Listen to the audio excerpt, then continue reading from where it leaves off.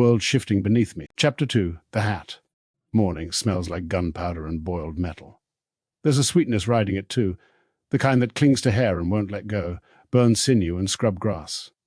I wake to the chair creaking on the porch, and my father breathing like he's counting down a clock he doesn't own.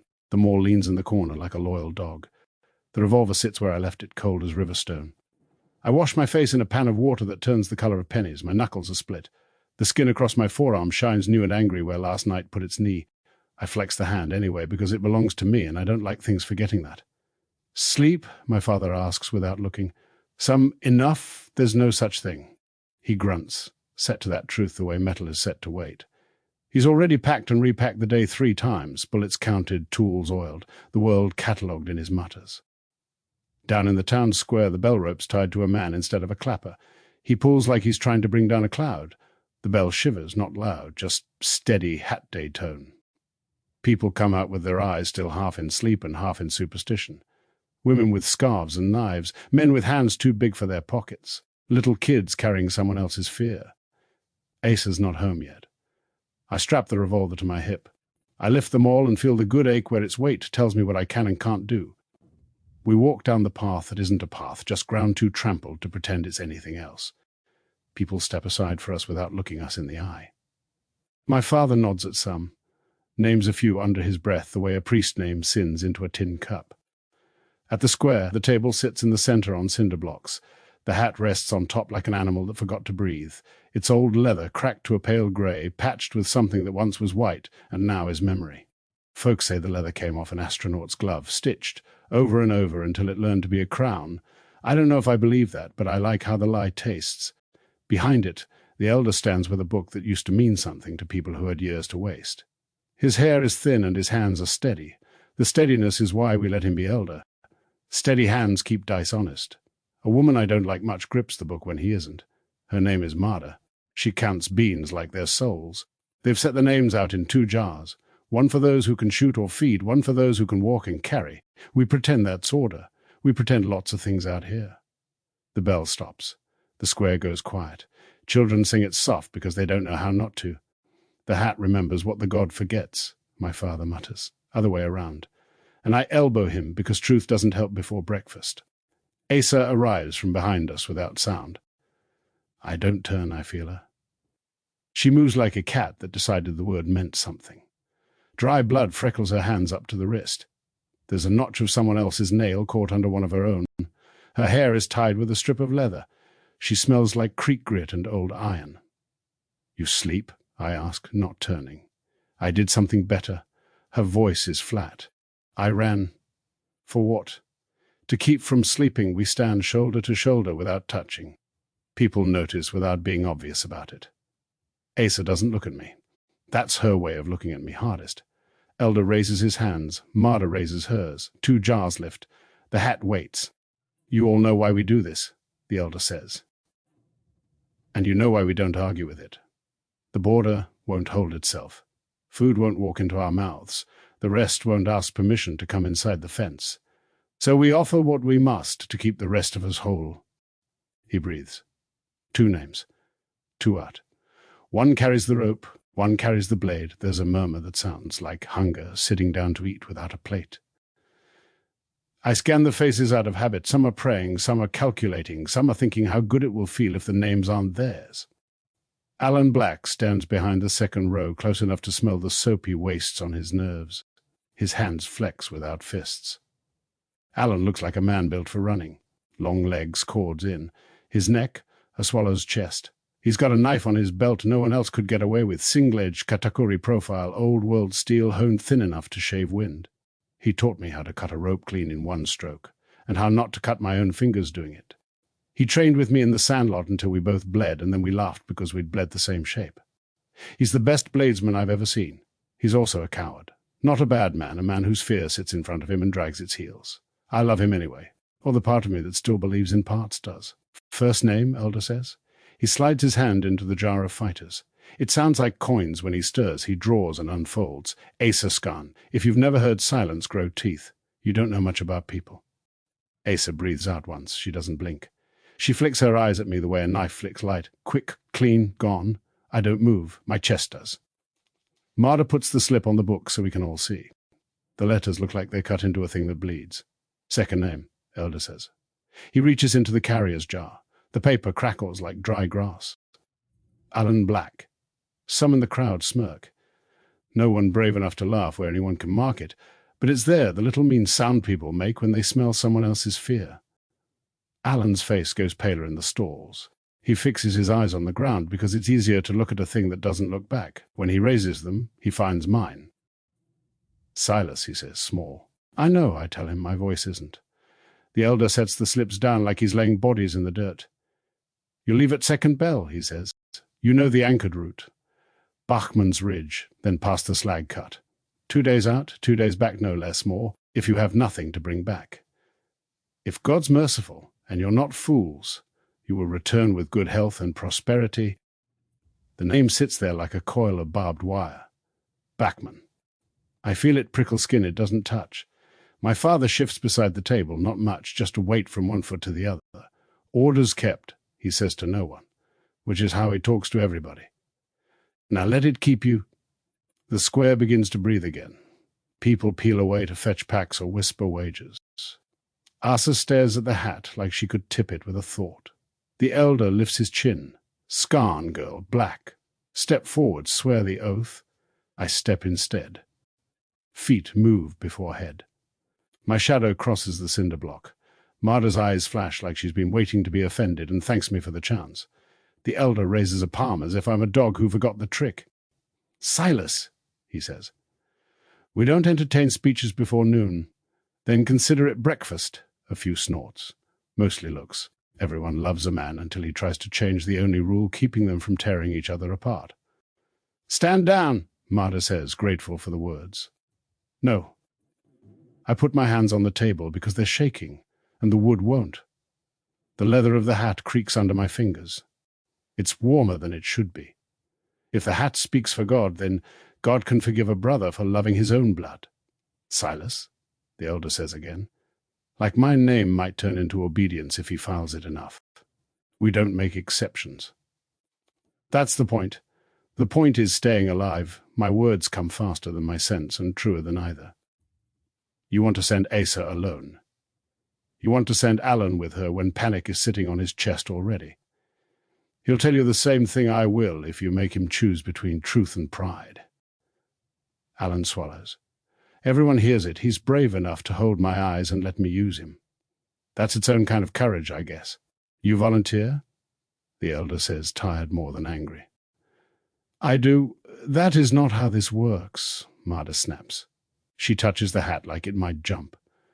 How it works, I say, louder now because anger walks on stilts, is we pretend the hat is fair because none of us want to be the one to choose who dies. How it works is you chant a charm and call it government.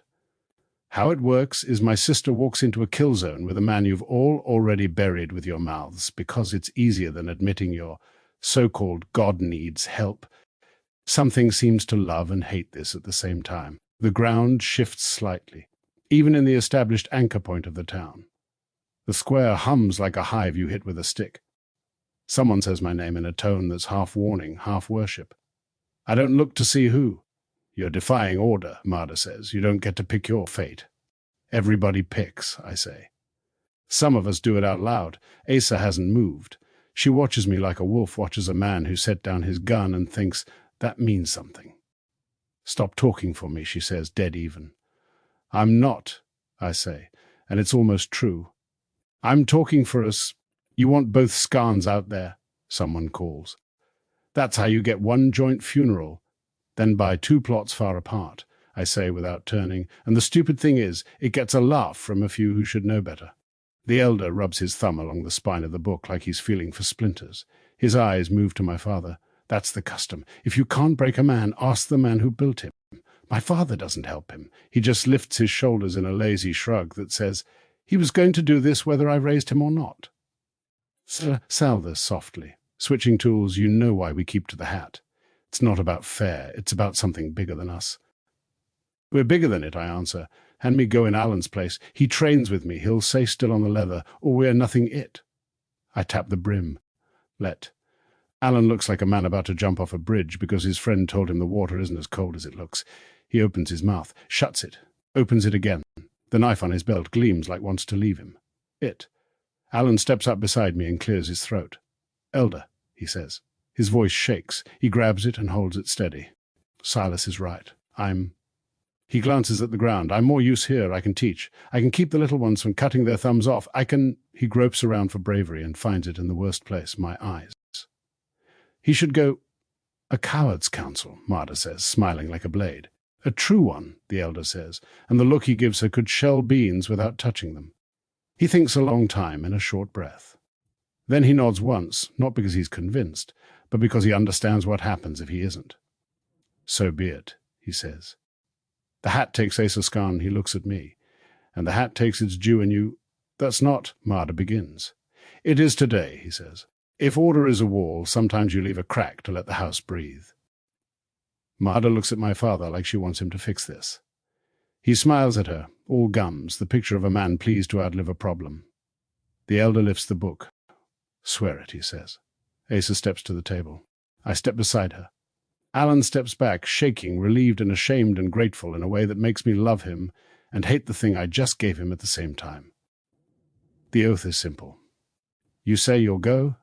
You say you won't run. You say if you die you'll do it clean and not make a mess someone else has to mop up with blood. Your palm goes on the hat. It's warm like skin that doesn't belong to you. Asa goes first. "I go," she says. "I go," I say, and the leather seems to rise a fraction under my hand like it's breathing me in. The crowd exhales. Some cheering is a habit left over from games no one plays anymore. Some spit in the dirt because spitting is what we do when words don't work. Alan disappears into the bodies and reappears at my side with his jaw set like he's going to carry something heavy because he owes me an ache. The elder dismisses us with a wave. "Second bell," he repeats. "Travel light. Don't chase. If you see smoke at the slag cut, count to 100 and leave." That ain't a prayer. That's math we break like a glass dropped soft in dirt. Not much to cut yourself on. I walk away before anyone congratulates me for what I'm going to hate myself for later. On the edge of the square, my father catches my sleeve. He doesn't squeeze, he just arranges me to face him. "You sure?" he asks, but he already knows the answer because he raised it. "No, good. Be suspicious of certainty. It gets men killed. You taught me to be certain with a gun in my hand, different kind. That's the certainty that keeps the first kind honest." He looks past my shoulder like he always does when he's about to talk to the part of the world that won't talk back. The tree line sits in the distance, quiet as a kept secret. Even the exile watch what the living forget, he says, and scratches the corner of his jaw like the thought itches. I don't turn to look. "Don't," I say. He doesn't pretend not to know who I mean. "If guilt had hands, it would make good fences," he murmurs. Then louder to me, "Come home. I will. It's a lie." Or it's a prayer pretending to be a lie. We spend the next hours pretending we aren't leaving. That's how you pack right, slow, like nothing matters. Asa cleans her blades with a threadbare shirt until they squeak. I fold extra socks like I own more than 2 pairs. Alan hovers at the door and then at the window and then at the door again. "You sure?" he asks for the 4th time. "No," I say for the 4th time, and he nods like that's the answer he wanted. He watches Asa move with the deep concentration of a man studying a fire he intends to sit close to. "You'll be fine," he tells me, then startles at himself because he meant to say you both and couldn't. "You'll teach the kids," I say. "And the knives won't go dull if you talk to them now and then." He snorts. "You always make a favor feel like a promotion. That's because you're smart enough to believe me. When second bell barks, the air thin. The town gathers to watch us leave. Some of them stand on porches like that makes them taller than what's happening." The elder says nothing this time. The hat sits on the table like a god that ate and is sleepy. We step past the last post in the fence. The road pretends to be a road for a while and then remembers it's just ground. The sun sits fat and mean. The wind has teeth. Asa walks half a pace ahead like she's arguing with the horizon and losing politely. We don't speak for the first hour. Talking wastes the part of your breath you can't get back. When we do, it's nothing words. "You're limping," I say. "You're favoring your arm," she says. "Fair," she grins without softness. "It won't matter once the first hill has us. It always matters. Then it won't," she says.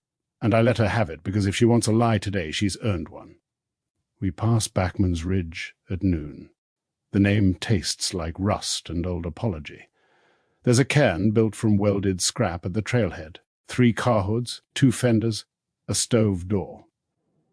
Folks stack their little offerings there. Shell casings, teeth, a strip of cloth from a dress no one fit into in 20 years. Someone left a gear with GB scratched into it. I don't look long. We eat standing in the thin shade of a sign that used to tell drivers where to exit. The letters say XT only because the rest blew away. Alan would have gotten a kick out of that. Alan would have said something like, "Look, it's what the hat said to me," and I would have laughed because I like when he gets there first, even when we both know he walks slow to arrive at himself. As we shoulder packs, the wind shifts. The hair at the back of my neck stands up. "Don't," Asa says without looking, and I know she caught it too, the feeling of a stare with no eyes for it to hide behind. We keep walking. The slag cut opens in the earth like a healed wound reopened, a deep gash that still gleams with glass where heat once kissed sand. It swallows sound. The old road drops into it and climbs the other side with a grade that makes calves hold grudges. The rule: go quiet, don't stop on the bottom, don't touch anything that looks like it didn't grow. Halfway down, I hear the world change its mind. It's not a noise, it's the space between noises. The air tilts. The little hairs on my forearms rise and ask me if I'm paying attention. "Left wall," I say. 2, maybe 3. Asa hums acknowledgement. She doesn't draw yet. She sees different than I do. I see the world head on. She sees the corners. We hit the flat and don't slow. Footsteps echo where I don't put them. On the ridge above, a scatter of stones tumbles on their own and then stops too quickly, like hands caught stealing. "Keep moving," I say, and she doesn't tell me I'm not in charge, which means we're both pretending well. We climb. The sound behind us doesn't. That's worse. I'd rather hear my death chasing me than waiting on the porch with a smile. We crest. The cut falls behind. Open ground stretches its teeth. I let my hand rest on the maul's handle. The revolver knocks my thigh with every step like an old friend, with a joke it's told too many times. And then I hear it from far enough back that pretending not to turns into a choice. A single breath not mine, sitting steady just outside the fence line of the town that is us. Counting. I don't look over my shoulder. They said Gren Bachman still watched the house at night, I say to the hot wind, as if it can carry words backward along a path. They said he never slept again. Some of them are true. Some of them are dead. She picks up her pace. Keep up. We walk until the sun finds a new way to hate us. We walk until the white in our eyes tastes like salt. We walk because stopping here feels like admitting something we're not ready to say. When we finally make camp under a rock overhang that smells like bats who moved out, Asa eats quick and sleeps quicker. I sit with my back to stone and watch the dark invent shapes it swears were always here. Somewhere to the east, a shadow moves where there is no reason for a shadow to move.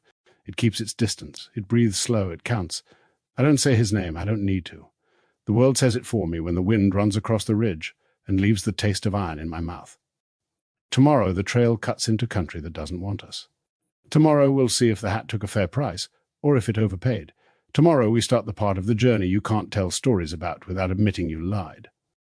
I slide the maul so the head rests against my boot, and the handle lies across my legs like a bar that keeps a door from opening. The revolver sits at my hip like it always does. I shut my eyes in shifts and let sleep take what it can without stealing more. The last thing I hear is that same careful breath, patient and counting, just beyond where I can see. And the last thing I let myself think is this: if I live through what's coming, it won't be because the hat's a good god. It'll be because someone who hates himself more than I do is out there, paying what he thinks he owes. Chapter